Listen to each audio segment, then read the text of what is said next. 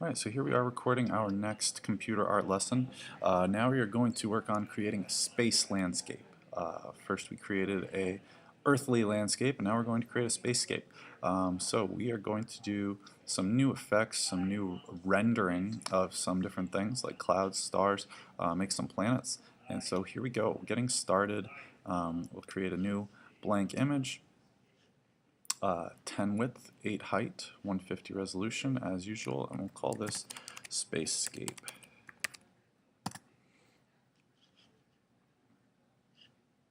Okay, so first thing we're going to need to do is to go ahead and take our fill color of black and fill in this layer solid black. Next we will add another layer on top of that and also fill it black. So we start out with two layers that are both black. On this layer, layer 1, we will label that. I'll go ahead and label that stars. What we're going to create here is what's called noise. So it's kind of like that grayish flakes that you see when your TV goes off and you lose power. We're going to add a noise. So we'll go to Filter at the top menu, go down to Noise, and we're going to say Add Noise. Now, noise, like I said, is just kind of those gray speckles you'll see. You want to click on these two options here. The Gaussian makes it a little brighter. Monochromatic also makes them just white. So we want to make sure that monochromatic and Gaussian are clicked. If we move this amount up, it gives us a lot more white. We don't want that many. We want our stars to be kind of spread apart, but have a good number of them. So this looks pretty good, somewhere around 18, maybe to 20% in here is pretty good. So we'll leave that at 20, say OK.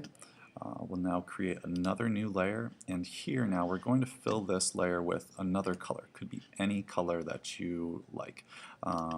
So I will maybe start with kind of like a lime green and go ahead and fill that layer. Now what we're going to do is turn these into a kind of like nebula clouds. So the way we're going to do that is we're going to make sure we're on this layer. We are going to go to Filter again, and we are going to go down to Render, and you have a couple of different options. You have clouds, and then you have difference clouds.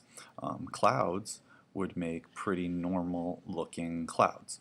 But if I undo and I go to Filter, Render, and difference clouds, that makes these clouds the negative. So the opposite color that I filled with, these are now kind of a different funky color that I did not really expect. So what we're going to do is we're going to do that 3 times. So we're going to create 3 of those layers overlapping one another. So the next one, we will choose a different color. So maybe this time I'll take kind of like light blue. And again, I will fill this layer. I will go to Filter, Render, and Difference Clouds again. And now I have a red layer of clouds. I'll do it one last time. Again, I will choose a new color. Maybe this time kind of like a purple, pink. That will do. Fill it in. Go up to the top, find Filter, Render, and Difference Clouds again. And that gives me kind of a green layer. Now what I'm going to do is go back. I need to give these layers some layer styles so that we can actually see through them to the layers below. This first one, I'm going to go right here into this bar and change this layer style. Here we have some layer styles, and I'm going to make this a screen style. So what that's going to make it do is be a little more transparent. We won't really see it until later, but let's go ahead and make this top one a screen layer style as well, and see now how I can see some of those red clouds coming through. I'll go ahead and do that with this layer as well, turn it to screen style, and now we can really see everything coming through. You can see some of the stars coming through in the back, the noise, and some of those purple clouds as well. So next what I'm going to do is I'm going to play with the eraser tool. I'm going to take an eraser, and I want a brush that has some fade to it. So I'm going to go back up to my default brushes, and I'm going to find an eraser that's pretty good size and has a faded edge. So this one is going to work pretty good. Maybe go one step down to one that's a little bit smaller.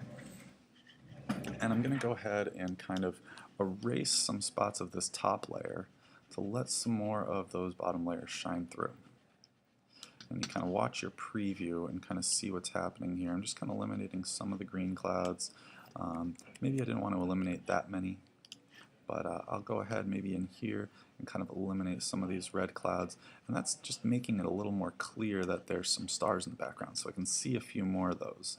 So just kind of taking out a few more areas of this red, maybe extending, taking out a little bit more of the green, kind of making this kind of spacey cloud looking type scene here.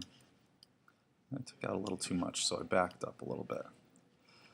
And that looks pretty good. Maybe I'll take out a little bit more up here, get some darker tones in there showing through from the background. So next thing we are going to do is we're going to add some brighter stars. So brighter stars we're going to add on this first layer. We don't really want to take out much or any of this first layer of clouds. We'll leave that one alone, and we're going to add our brighter stars to that layer. And what we're going to do is we're going to go again to filter and then render. And now what we're going to add are called lens flares. So when I click on lens flare, bring up this little lens flare window, and you'll see you have a little box here. It shows you a preview of what your lens flare will look like. So I can click and move this by clicking on that plus sign. I want to give this kind of like a spot somewhere around maybe this upper right hand corner. And you have a few different options as far as lens types go. This one looks a little more like a camera lens. That's exactly what this is. Looks like a camera lens flare. This one, has some interesting lines coming off of it, but not very realistic. The 105mm prime lens flare is pretty realistic as far as like what we would expect stars to look like. So that's what we're going to stick with. And then the movie prime goes and does some funny lines and stuff. So again, take the 105. That works. You can always play with the brightness too. You can make this really way bright. Super bright sun, and I can make it really a small lens flare, smaller star. I think right around maybe 60 works pretty well for kind of a star off in the distance there. So I'll go ahead and make that, and now I have one brighter star. I can go ahead also and add a second one. So if we go to render and lens flare again, all I would need to do is click on this plus sign again and drag another lens flare out. So this one I am going to kind of put at the opposite bottom corner and maybe make this one a little bit brighter than the other one. Maybe turn that to like 85, something like that. And I will go ahead and say OK. And so now I've got two pretty bright stars kind of going along my sky here. And next thing I want to get into adding is some planets. So I'll go ahead and let's add a new layer for some planets. We want to start by using your selection brush, making sure you're on add to selection, not subtract from. And again, we're going to take a default brush, one that has a hard edge as opposed to a soft edge this time. So this has a hard round pixel brush. It's too small to make a planet right now. If I turn it up a little bit and find a size that looks good, about to be like a planet in this scene. So I'll go ahead and click here, make a nice round selection, and what I'm going to do is use my gradient tool.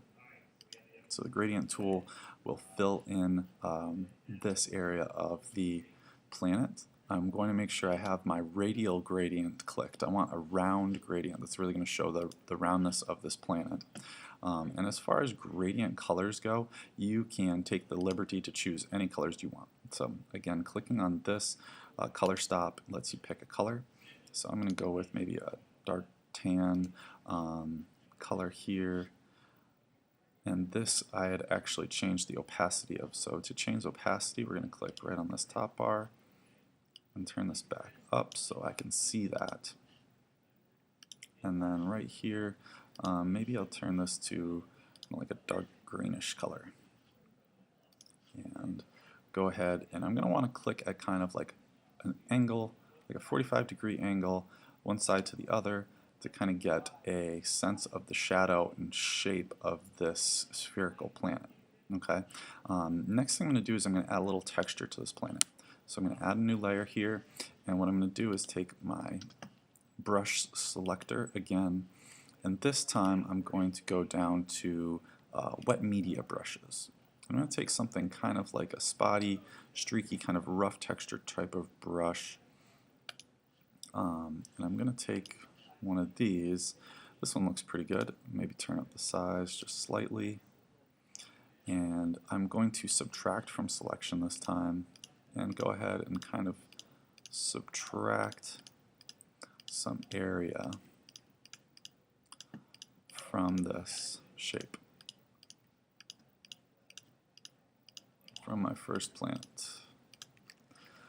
Okay, so that looks pretty good. Again, I'm on a new layer now. I'm going to go ahead and make a new gradient and fill it in with yet another gradient. So this time I'm going to make these colors a little bit brighter, a little lighter here, and then over here maybe I'll even go with something like kind of extreme, a little bit different.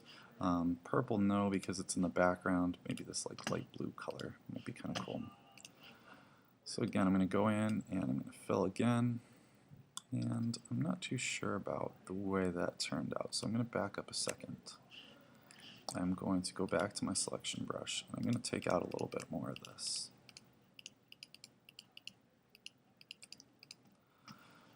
And then go back to my gradient again. Let's try it one more time. Okay. I'm going to deselect and see what that looks like, and that is not too shabby. The next thing that I'm going to need to add is a shadow layer. So again, I'm going to take this layer, I'm going to hold down Window and click on the layer thumbnail to get that circle back. Okay, and I'm going to add one last gradient to this planet to complete it. So I'm going to start with the color here. I want to start with actually the opacity. So here I want my opacity turned back down to 0. Remember how I had that already turned down from my last example. So I want to turn the opacity down to 0. Oops, didn't want to add that color there. So this is going to be clear, and then this color down here we want to turn into black. So I want to take this, make it be straight black. So it's clear to black. This says it's yellow still, but it doesn't matter. I turn the opacity down, so it's clear to black. Okay, and again, the same kind of 45-degree angle.